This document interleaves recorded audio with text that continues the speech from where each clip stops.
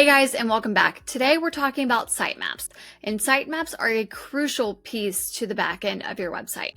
Essentially, Google and other search engines have what's called spiders that crawl your website and take all that important information from there.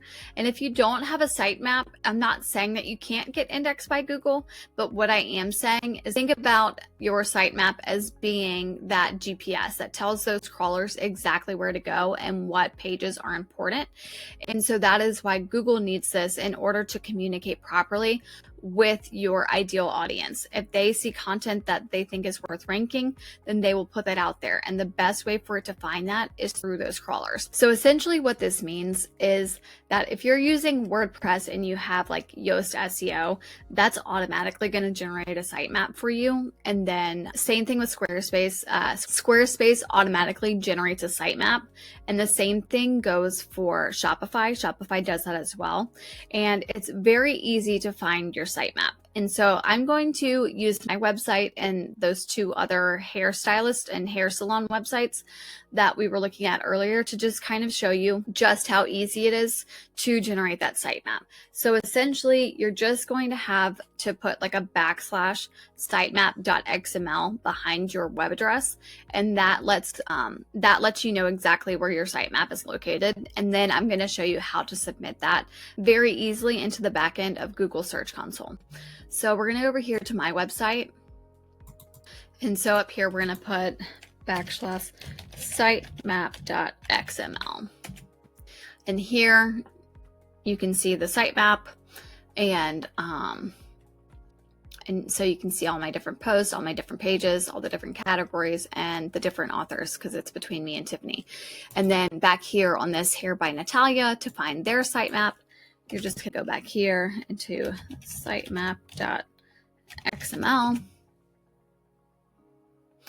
And you can see, obviously, she uses WordPress, and the sitemap was generated by Yoast SEO. So you can see this as well. Here's her posts. Here are their pages.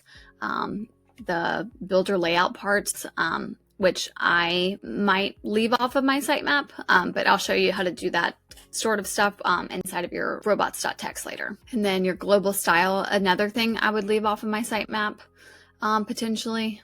And then obviously here's your category, but let's see. This is something that I would leave off of my sitemap, and you would do that in robots.txt, which is coming up in the next section.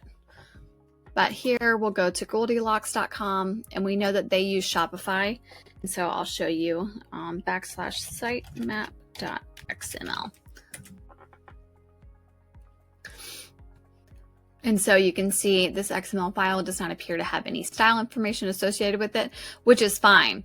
But so we can just take these right here, these links right here. And if you type that into your search bar, and now you can see the full breakdown of the sitemap. So I would take each one of these and publish those into Google also to make sure that it's being seen. And so just to give you a quick example on how to submit that sitemap, I'm just going to copy my sitemap from up here, and then I'm going to go over to Google Search Console. And so you can see that right here. And up here on the side, you have obviously different options. You can go overview, performance, URL inspection, but indexing pages, videos, sitemaps. And then I would just copy and paste my sitemap right here. You can see it's already been done, but I'll just go ahead and click submit so you can see exactly what it's like. So it says sitemap submitted successfully. So now any new post or anything like that that I have completed in the past couple of weeks, that is all going to populate inside of the back end of Google Search Console, which lets Google know that I have new updates that they need to crawl through. And so they will send their crawlers to go ahead and update all of those undiscovered pages for my website. And there you have it, guys. That just shows you exactly how easy it is to generate that sitemap and then upload that into the back end of Google Search Console to let Google know that you've made updates they need to recheck. And that way you can have the most accurate information for your website online. Next up, we're going to be talking about robots.txt, which is something that I kind of hinted towards when we were talking about that hair salon that also had Yoast SEO, but inside of their sitemap, they had 2 pages that really didn't belong there. And so that is something that you would address in the robots.txt, and we're going to talk about that next. I'll see you there.